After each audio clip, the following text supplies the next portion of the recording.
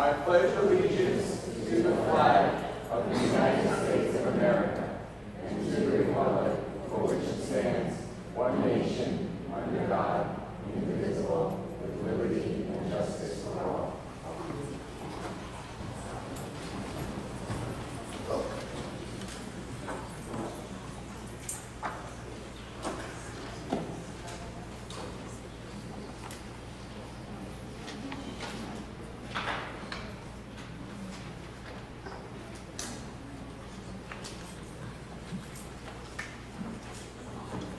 Thank everybody for waiting. Sorry, we're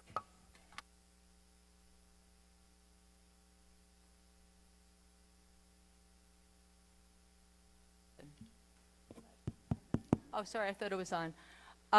Apologies for coming in a little bit later than we would have liked to, and thank you for waiting. Mrs. Callahan will now do the roll call. Certainly. Mrs. Johnson. Mrs. Bays. Ms. Brooks. Ms. Gilliard. Here. Bird.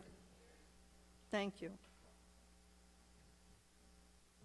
I'm going to make a motion for the adoption of the agenda for September 17th, 2019. Do I have a second?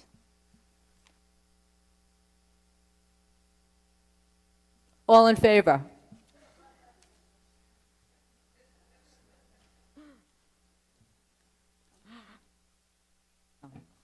Okay, now student and community comments. I'd like to remind everybody that there's a 3-minute limit per each time you come up to the mic, and there should be a piece of paper up there so you could write down your name and your email address so that we can get back to you with an answer to a question that if it needs an answer.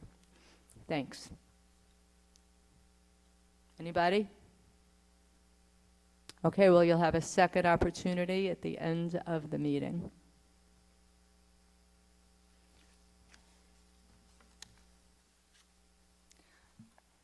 Well, I have a couple of words to say. It's been a very exciting 2 weeks back at school.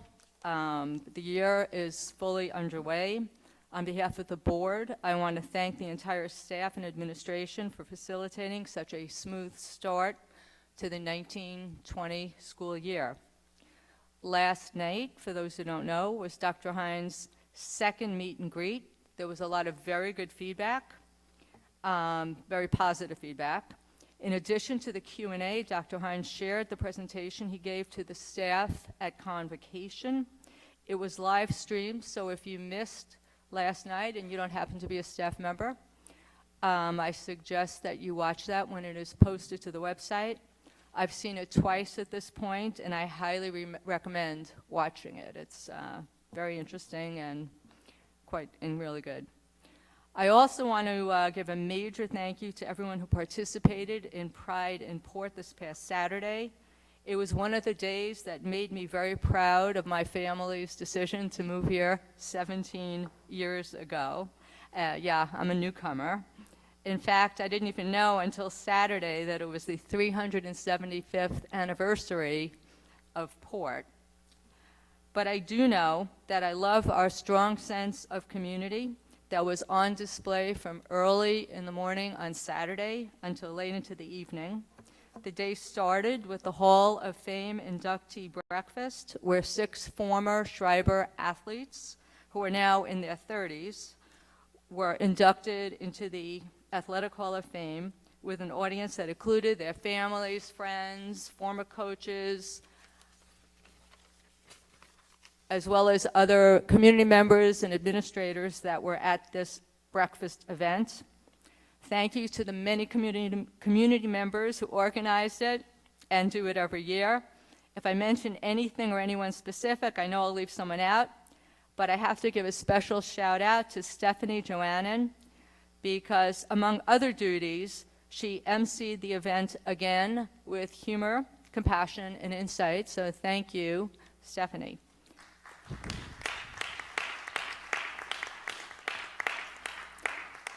After the breakfast, there was the annual parade, which again was the result of many months of planning by the Pride and Port Committee, our administrators, and our HSAs and PTAs and other community members.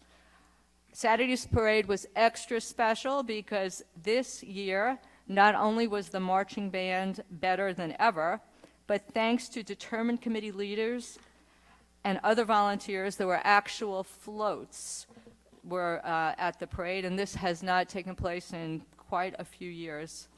Thanks to everyone who marched and everyone who came out and cheered. The football game was the event of the later part of the afternoon. Congratulations to the varsity team and the coaches playing your first game of the season against Freeport. As I understand, the #1 team in the division must have been daunting, but you played with strength, grace, and excellent sportsmanship. Thanks to our talented and spirited cheerleaders and quartets, the halftime show was fabulous. I didn't make it to the dinner at the Polish Hall, but I know the Viking Sports Foundation and other community members made it into another fantastic evening. So thank you again, and congratulations to everyone who participated in Pride and Port, and thank you to everyone who made it a successful opening, this school year opening so successful. Thanks. I now, we will hear the report from the superintendent. Wait, can you, how's that? It's like the microphone from last night. If you were here last night, I used like 3 microphones. First of all, everything that our board president just said, I want to reiterate. And by the way, Freeport, I believe, could have beat the Jets last night, for any Jet fans here, so my condolences. Once again, it's a pleasure to be here. I see so many familiar faces. Actually, I can honestly say I think I either met everyone that I'm looking at right now, or I will be meeting you very, very soon, so thank you for that. Just really briefly, the opening is, I've said it many times, it's my favorite day of the year, and really a lot of people who are responsible for the success of our students entering our schools and having a wonderful, I will say, 2+ weeks at this point, really are in the audience right now. Not only our teachers, of course, but our administrators and support staff. So it was wonderful. I had the opportunity to visit all of our schools that particular day, and the energy was really fantastic. The second thing is, and I have to say, talk about Pride and Port, it was my first one ever, and in as much as that it was extremely new for me to experience this, in a weird way, I felt like I've always been here. So it's almost like this duality of it being new, but feeling like I've experienced it before. And I felt very at home. So I just want to thank this wonderful community for taking me in and for allowing me to steward this great place, this great organization, and serving your kids. The last thing I want to say is Mr. Maloney will be talking about something that's very important, and I know you've read about it in the papers over the past couple of days, and we'll hear what we are doing as a school district. And that has to do with cybersecurity and ransomware and all those particular things. You know, I just want to say before he begins in a few minutes, I'm very proud of the fact that the district has taken a lot of steps forward to the best of our ability to make sure that we are protected, that our data is protected, and you know, we try to mitigate as much as we can. So I'm looking forward to him sharing that. Other than that, let's continue this wonderful weather and this wonderful school year. So thank you. Thank you, Dr. Hines. Next, we have the enrollment report. Yes, good evening. Our first enrollment report of the school year came out on September 11th, and we have 5,450 students. If you're wondering how that compares to this time last year, it's up 9 students. And if you wanted to compare that to this past June 5th, when we had the last enrollment report, we're up 28 students from where we ended off last school year. This adjusts throughout the year, but it's up slightly from last year.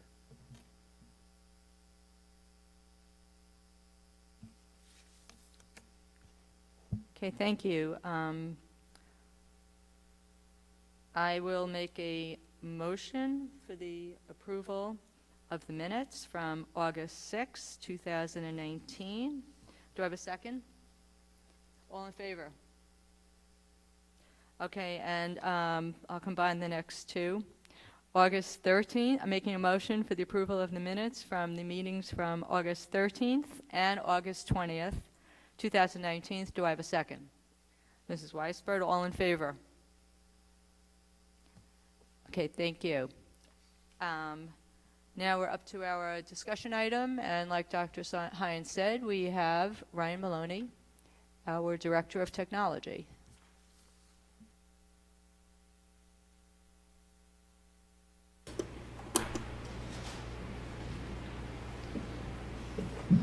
Good evening, everyone. So we want to take a few minutes to discuss the work that, well, actually, even before the work that we've been doing in an ongoing way, and then discussing a little bit about our projection of where we need to go.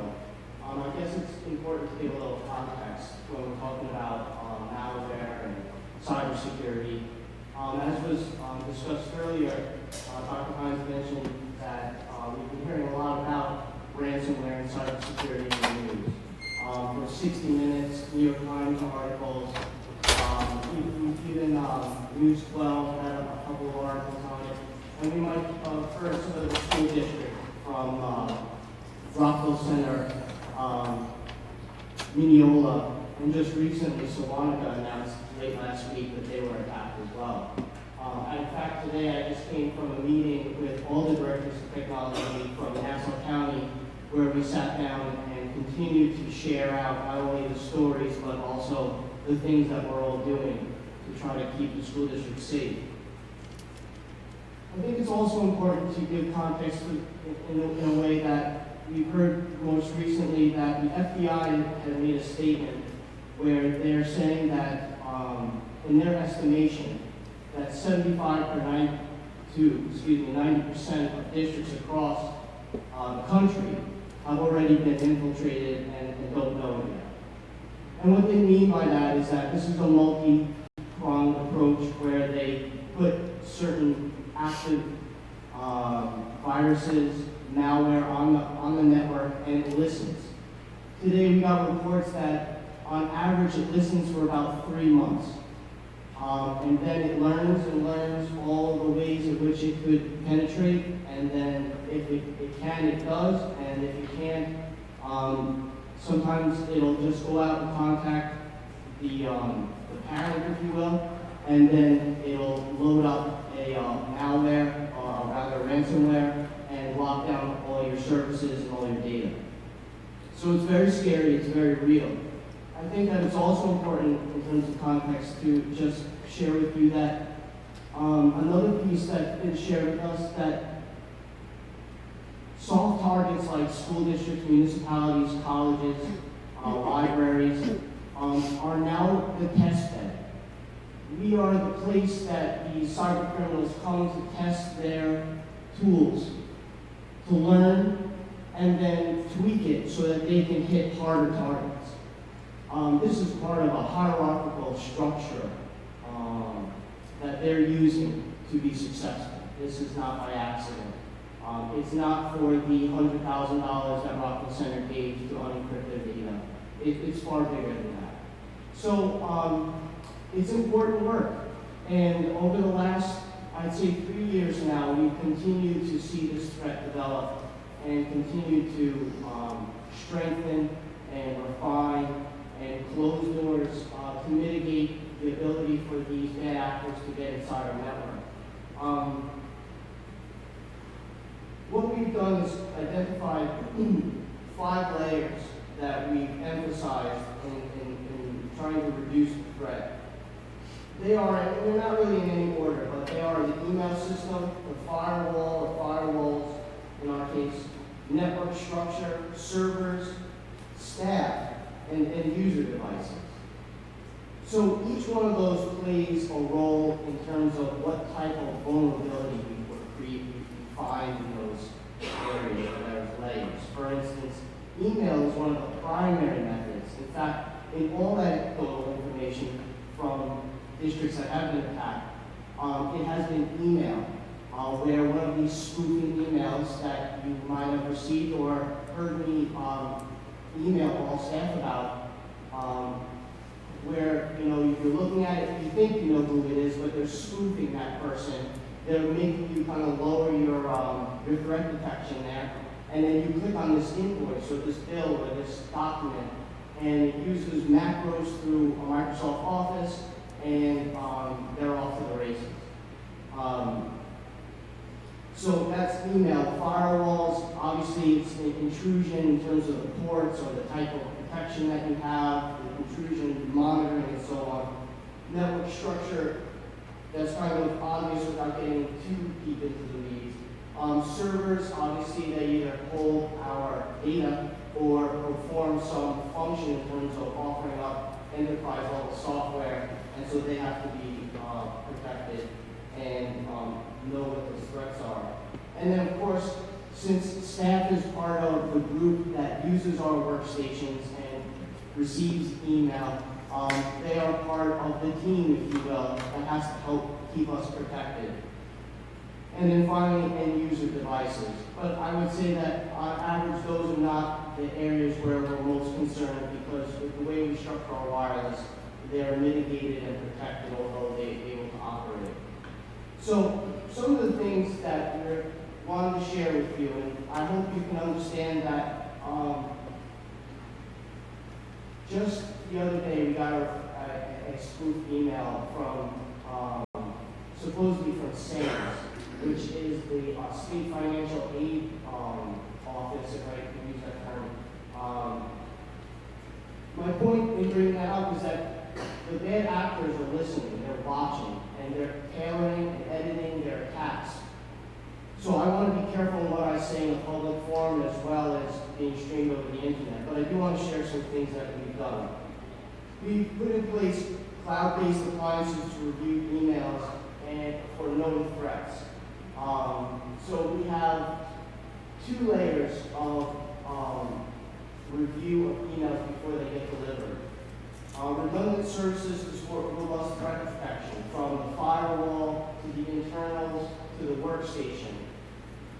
We've done a lot of things to be able to sniff the network and know every file type that's on our network and when it's open, so that if it's a known bad file type, that workstation is taken off the domain and they're segmented and isolated. So we've done many different things that are similar to that. Again, you know, the trade secrets who want to keep some quiet. I know that I share a more extensive document with the board, and hopefully that information is valuable in this discussion. Advanced network services monitoring all files being open and compared to threats, I just mentioned. Block world location, so we're geofencing what can come in and what can go out, because we know that there's bad actors and there's concentration of those bad actors in the world. Antivirus, endpoint protection, trap intrusion detection. We work with Homeland Security that does a weekly attack on our district every Saturday and then gives us a report. And then of course, we do staff training. And that's through the email series. I like to call it a series because I believe I'm having a dialogue with the staff, as well as training of all levels of members of the department who are out in the field working with teachers, as well as technical staff. And we're looking to increase those things, as well as be able to provide targeted training, which requires a more itemized level of how our users are reacting to threats. So that may mean that we have to put out emails that are disguised as threats to see who clicks on them, and then we can understand who clicked on it, and then deliver more targeted training and better understand where the gaps are. We understand we're not going to get everyone, and we all make mistakes. We all have stories from our family about mistakes that have been made in terms of getting a phone call and giving wrong information to the wrong people, or clicking on an email on our home computer. So it's going to happen We just have to have these multiple layers. And tomorrow we're meeting, this is a long time coming, we've been working for several weeks to define the scope of work, and it's an interesting thing. What this is causing us to do, and what we're going to discuss tomorrow in my engineer level meeting tomorrow, is we're actually starting to have to grapple with the future of educational technology and the way the infrastructure is built. For instance, when I started, and I'll end with this, when I started, we called it a ring. And so everything was kind of in this loop, this ring. All the buildings were in this type of architecture, this topology of a ring. Then we moved and we implemented it here when I came here, the hub and spoke, where there's a center and then it goes branches off from the center versus a ring. And now we have to invent a whole new architecture. And it's an interesting time to be part of this discussion and part of the process. In the next coming weeks and months, I'll be delivering more and more information to the board and to the central office and the superintendent about that new architecture, what that means, and the timeline and so on. But for today, I do want to take a few minutes to share with you things that I can and to see if you have any questions. Thank you, Ryan. Do any board members have questions? Larry. Well, first of all, thank you. The stuff you're doing really seems to be, state of the art in terms of what people are supposed to do. And so anyway, thank you for that. I have two questions. You talked about geo-fencing. And if you use a VPN, does that get around the geofencing, or do you know where the VPN is coming from, even though it's trying to say it's from Milwaukee when it's really from Sophia? So there's many scenarios. I'll lay out two. One would be, let's say if we had students or teachers that use the VPN on their, connected to our wireless and use the VPN capability to circumvent the district's filter. So that is a vulnerability. We do have actively blocking and scouring the network at the application layer to stop that from happening, but it is, as they say, a game of whack-a-mole. So it is a bit of a known threat, but if they are on wireless anyway, and they're on their own personal devices, then this threat is still mitigated because that network is segmented from the rest of the district. No one has any rights to get into a workstation to configure it in any way, shape, or form without some significant hacking, which would be a huge undertaking just to be able to circumvent the filter. So that's not so much where we're worried. From outside coming in, let's say we have software providers that need to maintain their software from a remote location, which we do. In those cases, we specify an IP address to IP address, and only that IP address has the ability to VPN in, and their PC is not coming to us, but rather they have an application layer that acts as their window. But there still is a risk, and so our servers need to be protected. So that's really a matter of being a good custodian and having great communication and following the processes. Thank you. Two other quick ones. One is, right now we sort of have a centralized system, or are we planning on moving to decentralized? Is that too old-fashioned a term for the way what we're doing? I don't know if it's old-fashioned, but I don't know that it depicts what we're considering well enough. What we are looking at is the resources that are available in terms of the global infrastructure, in this case, the cloud. We're looking to work with our partners in the space, in this case, NASA HOSIS, the consortium with Microsoft, who is compliant with Education Law 2D, Part 121, and is obviously has the resources to protect things. But we're looking at hybrids, so not all in one place, so a little bit more sophisticated so it has the robustness, but also gives us the ability to quickly fail over to a secondary infrastructure or insulate ourselves from outside attacks. Thanks. And my last question is, I'm interested in this stuff. That's why I'm asking, because I like looking at it. As far as like to get into decentralized stuff and to really operate on the highest level, do we use any like hardware tokens that you have to put an actual physical thing into the computer to make it accept our passwords? Or biometrics or anything like that? So dual authentication or multi-factor authentication, currently do we use multi-factor authentication? No, currently we don't. It is something we're considering with high-risk users. I'm a high-risk user because my credentials are so high within the network. So I would be someone I would consider requesting doing that. And it might be just a second PIN number that's issued, and Microsoft also provides a product that can support that effort. There's a lot of things we're thinking about. I came here, and one of the things that I was always able to say is that I was going to design a network to support instruction. That we were going to make sure that the network was robust, secure, but that it didn't create unnecessary barriers for instruction. And what we're grappling with now is security, which is the antithesis of flexibility. So it's going to take some significant amount of time to refine that practice into an elegant solution that doesn't impact instruction but rather supports it.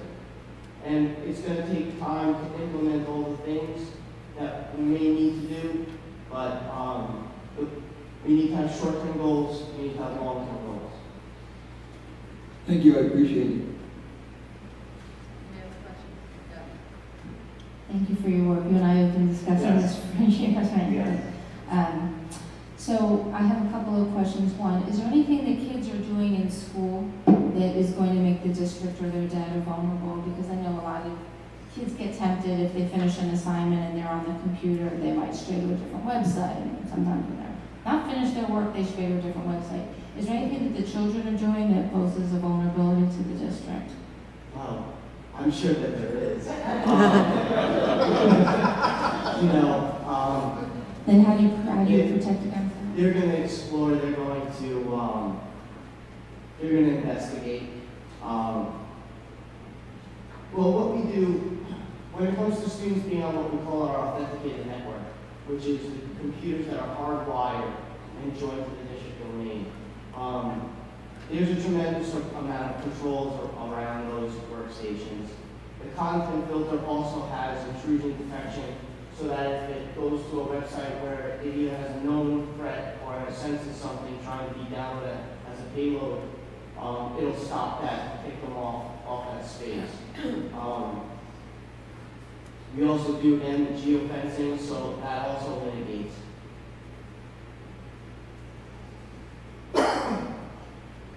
There's also, the other side of the coin is that these tools, these threats, let me say it this way, these threats that are being constructed, and they're being constructed, can now be constructed by just going to a website and just clicking a few things. It's no longer the guy in the hoodie in the basement, working in the dark at all hours of the night. That's not the offender anymore. The criminals are masterminds of knowing the psychological methods of getting people to make mistakes, right? They're using this technology for their benefit. So it's not state-sponsored, but it's known by the states that this is happening. What can we do? Well, we can do what we have to do for all our users and for all our data, and we need to, and we are continuing to do that. We don't provide email to students through the district, so that's something, but students are still able to get onto a workstation and check their email, their Gmail, their Yahoo account. I think education, it obviously is part of it. I think what we do now, what we're in the process of doing, is working with the librarians, focusing on K through 6, I say K through 8, excuse me, but K through 6 targeted for this year, where we're doubling down and investing in improving and updating our digital citizenship, which obviously extends well past helpful So it's a multi-pronged approach. I've been thinking about different communications other than my discussion to all staff by email, where maybe I can start to go to faculty meetings, but also work with department chairs so that the teachers can be in the classroom and be another set of eyes. It's a difficult proposition. Any teacher, any student, any staff member, any administrator could really make the same mistake as a student.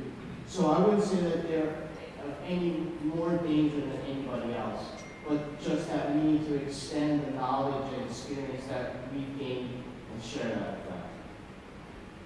I have one more question. I know my daughter's in Sharber. When she was in Weber, she had access to Edmodo, so they had passwords, they had all that kind of stuff that's set up. And I don't know if you want to say this publicly or just keep it in the back of your head. Is any of their personally identifiable data linked to their password? So when they go in, are they creating a footprint or a roadmap for somebody to come in and go back through the password and then back to, basically registration information, parents' income, social security numbers, or is that separate? And if you don't want to answer that in public, you can just think back and go back to your office and make sure it's secure. But if it's something you think you can answer in public, maybe to allay my fears and concerns, maybe some of the parents.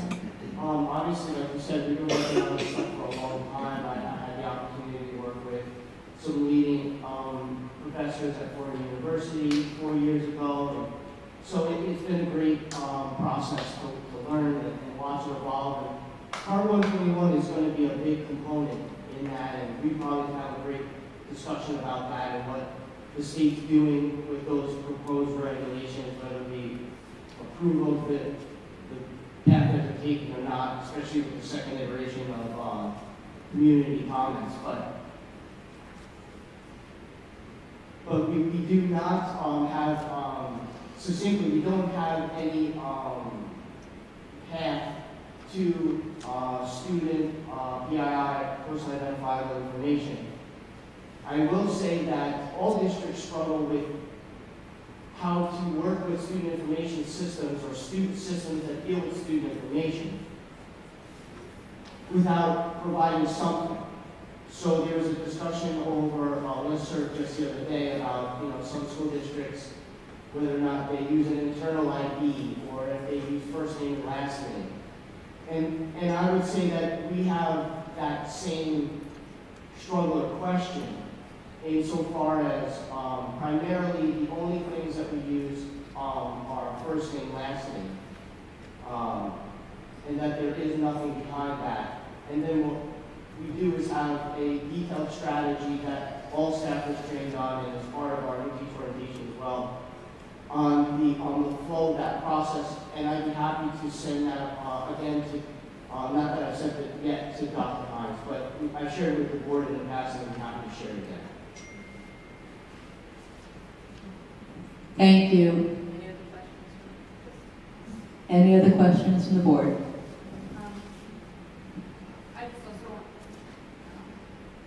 There we go. I just also wanted to state, Ryan and Mary were sitting there with me also. I believe this has come up for the last 2 years at our audit committee meetings. The audit committee has looked at some of this, just to let the community know that there's a few layers to who's actually looking at this information. And our external auditors were very comfortable and said we were very highly rated in terms of the security of our network, and so they were quite impressed and had no recommendations as far as more or additional work to be done. And as was the audit committee, and there are people on the audit committee who have experience in this field also. So, I just wanted to thank you for that because it was a very positive thing to hear when it came up to the audit committee meetings. Any other questions? Okay, thank you very much. Now we'll go to the committee reports. The first committee is Policy and Personnel. Emily? Technically, the committee has not met yet. Their first meeting is tomorrow at 9 a.m. at the annex.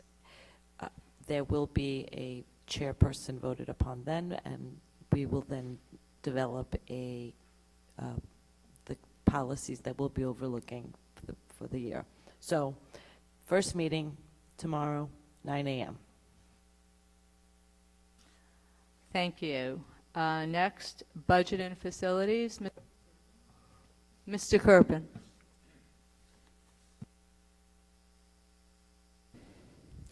So a bunch of very exciting updates for you guys. First, I want to share the Budget and Facilities Committee's goals for 2019-2020, and we'll be revisiting these goals each and every Budget Committee meeting to make sure that we are knocking them out of the ballpark. First goal is to ensure the proper short-term and long-term planning of the maintenance of our facilities. Second, to determine the necessity of and feasibility of a roof bond, and if necessary and feasible, create and pass said bond. Third, create and pass a thoughtful, responsible budget for 2020-21, which maintains and improves upon the excellence in our district. With that, explore the potential of using zero-based budgeting to construct the budget. Fourth, explore the feasibility of short and long-term new revenue opportunities for the district.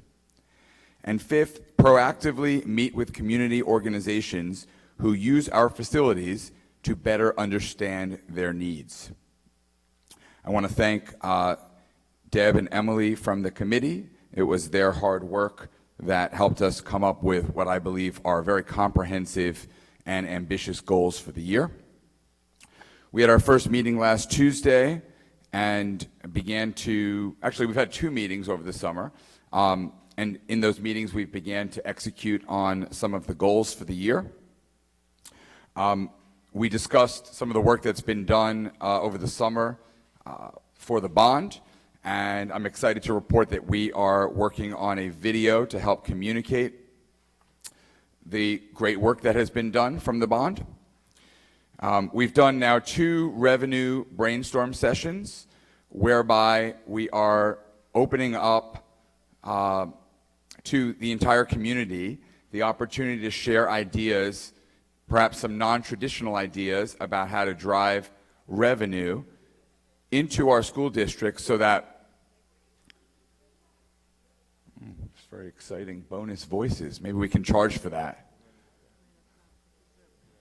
Hey kids, we can hear you, so don't say anything that could get you in trouble. So I'm excited to say that we already have 17 ideas. Some of them are crazier and sort of more outrageous than others, and we're going to continue collecting ideas. So if anyone has ideas for how you think we can drive revenue, during this phase of brainstorming, we're not thinking about what's feasible or even legal. Surely many of these ideas will not be feasible, but it's through coming up with the ideas themselves and that process that perhaps we will stumble upon an idea or 2 that becomes very workable. So if you have an idea, feel free to send it my way, dkerpen@portnet.org, or of course you can come to the next budget meeting, which will be Tuesday, October 8th at 10 a.m. in the Daily Annex. I also want to mention that we are doing our first walkthrough of facilities next Thursday at 3 p.m. We're going to meet at Schreiber. So if you have any desire on behalf of your family or organization to take a look at the latest updates on our fabulous facilities, we're going to meet next Thursday at 3 p.m. at Schreiber, and there will be more walkthroughs in the future, so stay tuned for that info. And I think I'm done. Thanks, Mr. I keep pressing the button twice. I'm sorry. Thank you, Dave. Next is Curriculum Committee. Rachel. So The curriculum committee also hasn't met yet this year. We will be meeting for the first time on September 25th, and we will elect a chair then. The topic of discussion for this first curriculum committee will be this year's curriculum initiatives and priorities. So we hope you can all join us. Thanks. Now on to the action items.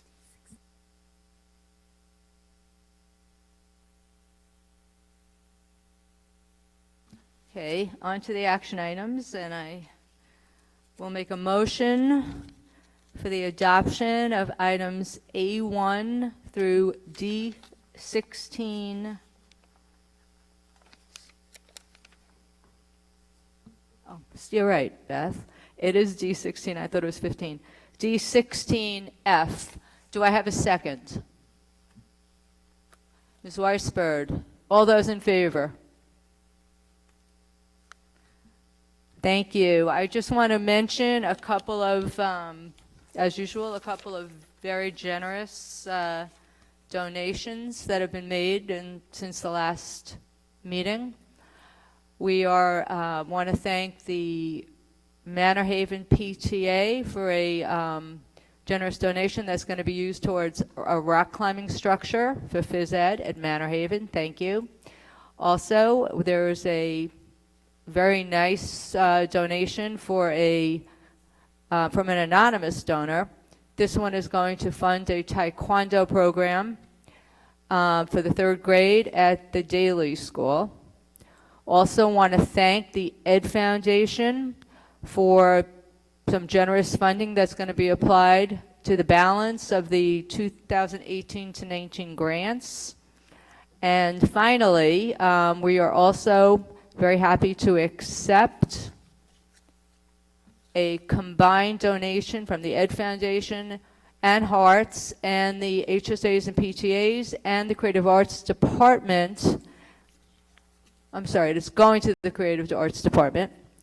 And that is for the continuation of the terrific dancing classrooms for Guggenheim, Sousa, Manor Haven, and South Salem. Okay, thank you very much to those organizations for funding that great program.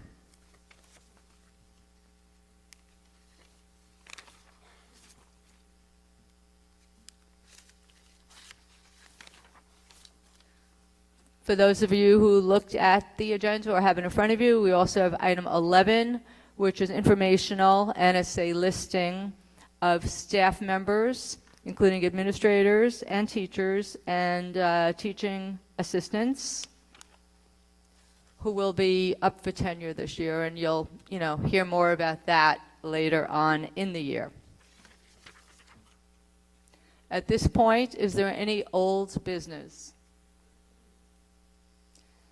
Any new business? Okay, Larry? Emily? I just wanted to let everyone know that on October 7th at 9 a.m., the Legislative Task Force will have their first meeting of the year. We believe it will be at the Administrative Annex. I don't have that for sure. It will be posted, so it's a little different than in the past. In the past, the Legislative Task Force has been meeting off-site starting this year. We will be meeting on-site, building site, so it's open to the community members, and we will be discussing our goals for the coming year. Dr. Hines will be with us and sharing some of his goals legislative-wise, so you are welcome to come October 7th, 9 a.m. Thank you. Thank you. Larry? I keep hitting the button twice.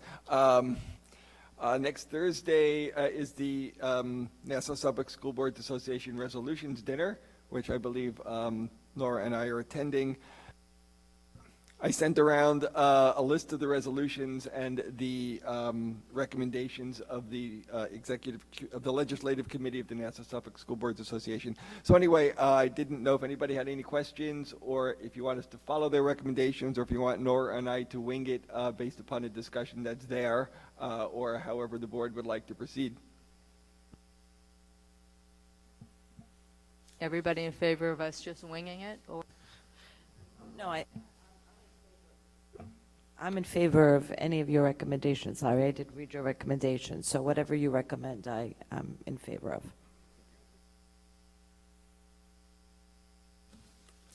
Okay, thank you. Any other new business? Second opportunity for the community to be heard. Are there any community members who would like to speak? Okay.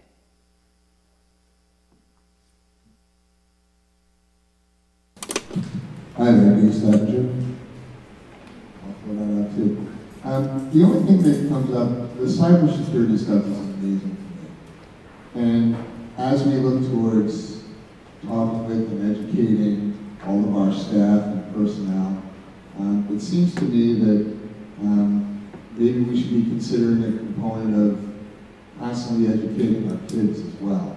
And I don't know how we go about it, whether it's assemblies or whatever the case may be, but I've been hacked, I'm sure other people have been. Our students, especially at Schreiber and Weber, are often emailing teachers.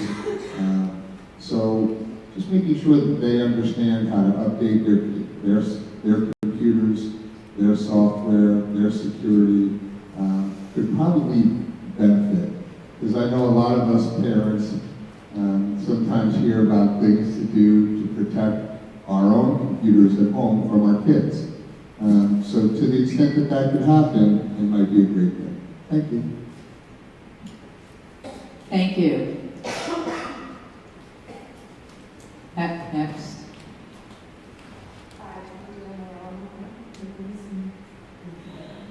This Friday there is a climate strike. It feels a really big deal.